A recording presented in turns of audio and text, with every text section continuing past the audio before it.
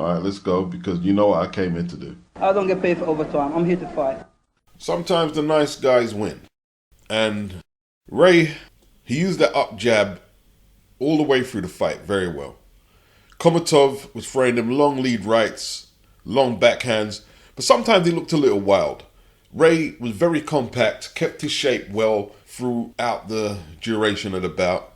KHOLMATOV was forced to use a lot of energy, moving, punching, but he was winning the early rounds. But Ray looked very comfortable in that pocket. KHOLMATOV, however, hurt Ray in the third with a left hook in a round where Ray was looking to dominate the close quarters action. KHOLMATOV in the fourth targeted the body, but Ray was still coming forward. I agree with Tim Bradley that KHOLMATOV was using up a lot of mental energy. Ray finished strong, and this is the first round I gave Ray. Now, in the fifth, I saw KHOLMATOV dropping his hands and doing a lot more work than either he wanted to or he's accustomed to. And Ray stayed on the front foot, roughing him up, forearm to the head. The up jab was very effective, and more often than not, he was punching when KHOLMATOV didn't want to punch. Bradley also said that Ray was letting KHOLMATOV punch himself out, and it's a risky tactic if it goes to the scorecards, but Ray pulled it off this time, and he smiled at KHOLMATOV at the end of the sixth, like, yo, I'm staying right here. And this wasn't the fight I was expecting, or a lot of people were expecting. They were expecting Ray to be using the ring, trying to sneak the counters, but no, Ray fought that old school fight, that old school shit, and it worked very well for him. KHOLMATOV tried to take the pocket back in the seventh, but Ray was hammering his midsection in total defiance, and this was, I tell you what, this was a good fight. Ray shook up KHOLMATOV for the first time in the eighth round and landed two powerful left hooks to punctuate a good round for him. I gave KHOLMATOV the ninth, but I was losing track of the scorecard because the fight was so good. KHOLMATOV was boxing Ray from the outside. Ray hurt KHOLMATOV with a right near the bell, and these are very good rounds, very hard to score. Ray was cut in the 11th, head clash. KHOLMATOV was throwing everything, you know what I mean? He won the round, but he was hurt near the end of the round. In the 12th, they both needed the round, and like, KHOLMATOV was leaving himself open now, and he landed some good shots, but Ray landed that right hand again, which KHOLMATOV was susceptible to all night. And he had him hurt this time. You could say he threw him down, but it was a punch that started the sequence where he ended up on the floor. And I've seen them scored as knockdowns. Ray followed up, battering KHOLMATOV. KHOLMATOV, he didn't quit, but his body couldn't handle no more. And he had his back turned as Ray went to follow up, and the referee had to jump in and stop it. Probably the best fight I've seen of the year. Probably the best. Forget this politically correct shit. He surrendered. He did surrender. It was surrender. Ray forced him to surrender his challenge. Big up Toby Bartlett. As he said, he's the first American matchroom fighter that they've took from debut to title, to world title. So matchroom can be proud of themselves that they developed Ray from debutant to prospect to contender to champion. He was in camp with Shakur Stevenson, and listen, Shakur is a technically very good fighter, and that must have helped him in camp, no doubt about that. Great technique from Ray, great heart when he was cut, when he was hurt, when he was tired, he sucked it up, stayed on that front foot. Ray shocked KHOLMATOV, 11 stoppages and 12 wins. Took his first L. He shocked him by not being intimidated by the power. KHOLMATOV had to adjust. He tried to take back the pocket, but Ray said, no, you can't have that. Ray Ford for that performance. You get the Marvin Hagler Award. Beautiful stuff. His balance on the inside to land his power punches was exemplary. Kept his shape beautifully.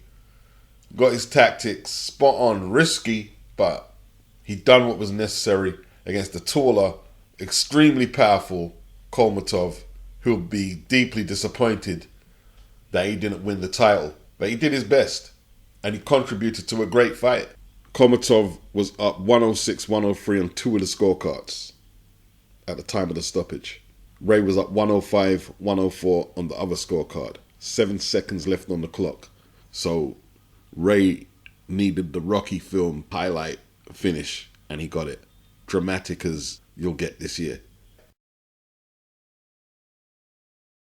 Third defense of the title for Luis Alberto Lopez. 30 years of age.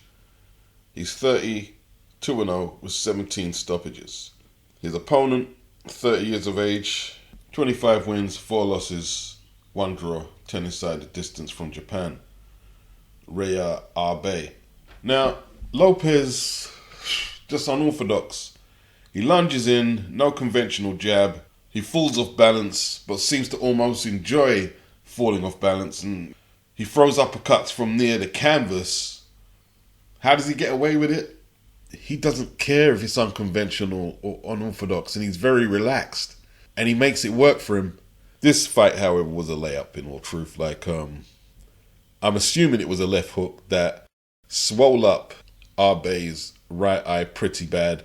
And for the most part, he just didn't have the power to turn the fight around. He landed some good stuff in the 6th. He landed a retaliation right in the 8th. But he was getting punished and worked over. The ringside doctor threatened to stop it a few times. And in the 8th, Lopez reacted to the crowd and just opened up, and the referee stopped it. Not really much to say about it, really. That's his third defense of the belt. Hopefully there are stiffer challenges. He brushed this guy aside with ease, man. It was just a case of him entertaining the crowd, showboating, doing his unorthodox shit, and the Mexican was in charge all the way. The belt never looked like it was going back to Japan. And we're talking the IBF featherweight title.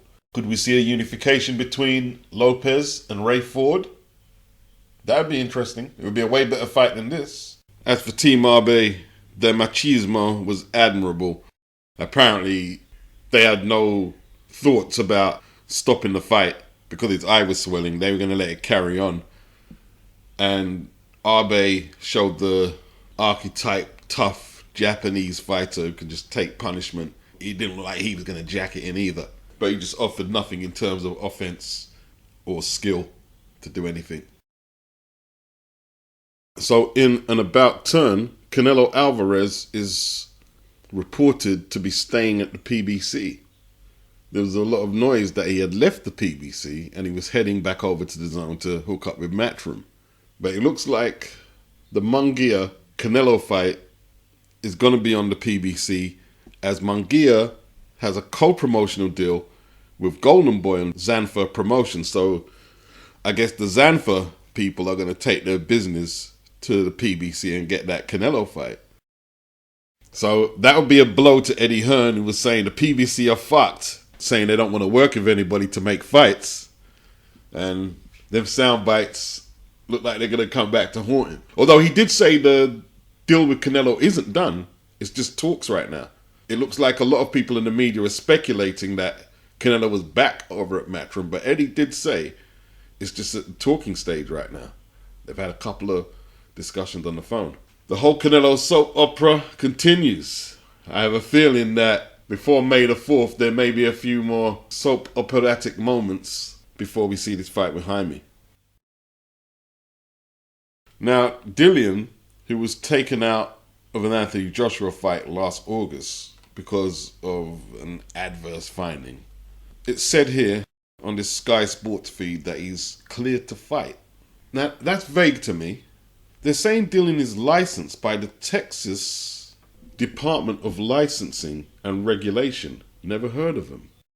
Is he planning to fight out in America? He's training with Buddy McGirt over there. And when they say he's cleared to fight, are the board giving him his license back, or have they actually suspended his license? Because they don't normally adhere to whatever results VADA testing produces.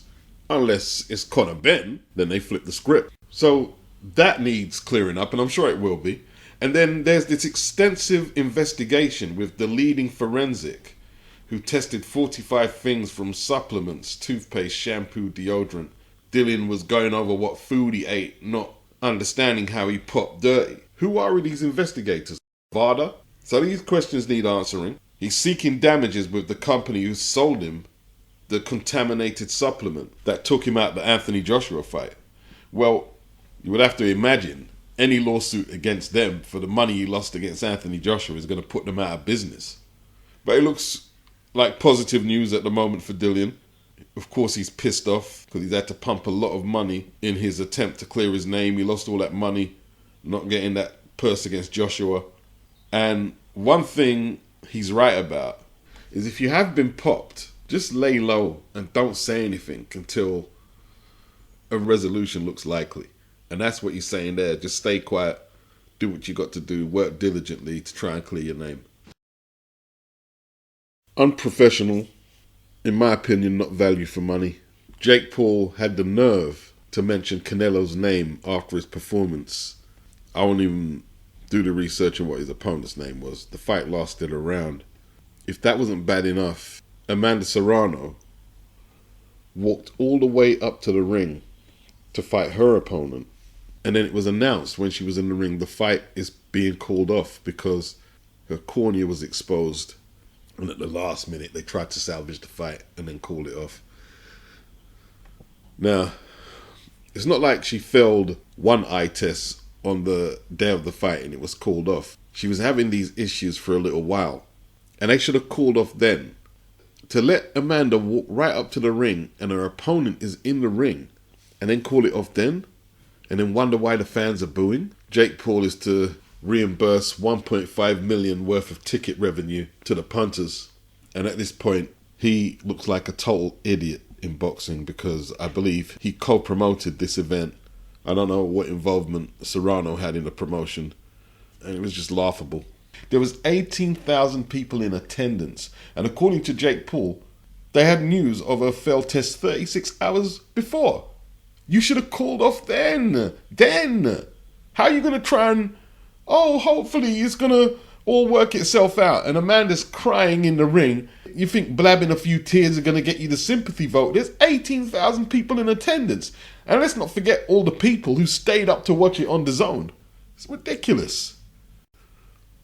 After that shock stoppage loss last year, Matty Harris moved to 6-1, 4 inside the distance in Telford, Friday gone. His opponent, Bo Setter, took him the 4-round limit. Matty won every round, no problem. It wasn't a spectacular display, crowded his work a little, but he got the job done. And him and Peter Fury have got a lot of work to do.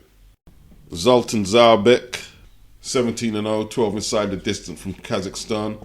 He defeated, I believe he was Colombian, Victor Julio, 17-10, over 8 rounds.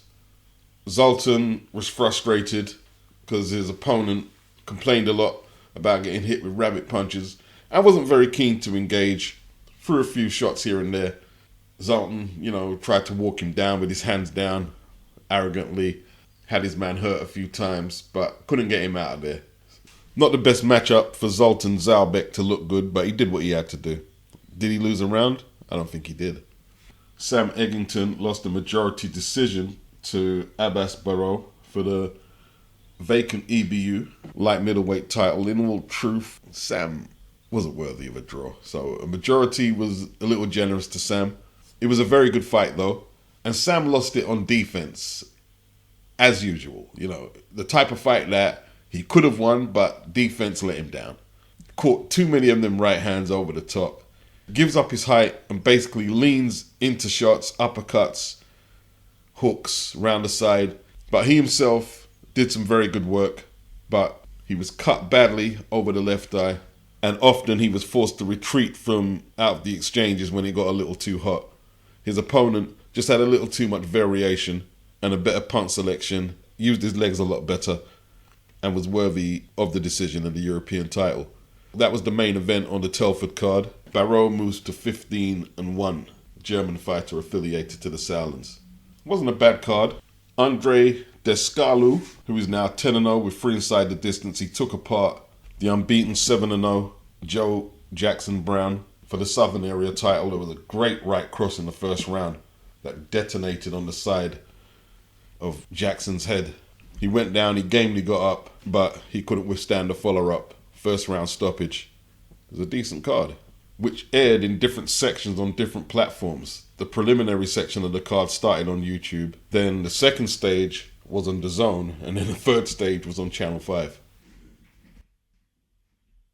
Israel Madrimov versus Magdamed KURBANOV was elevated from regular or interim title to full title when Jamal Charlo was stripped, so they would have been fighting for the vacant WBO super welterweight title. However, Madrimov had some issues with the British Boxing Board of Control pre-fight medical scan, and now the fight has been aborted, so we won't be seeing that next week on the big showdown at Riyadh. Joe Joyce pulled out of a purse bid for the European title against a German fighter who was 15-0, 5 inside the distance. I mean, Joe's got Cash Ali next, and I don't think Joe's going to be looking to fight for European titles at this stage of his career. You know, the German was frustrated, like, why doesn't he want to fight me? Because Joe likely wants to get a good performance in against Cash Ali and get back into the big fights. So, totally understandable, the withdrawal. But with that, we out of here.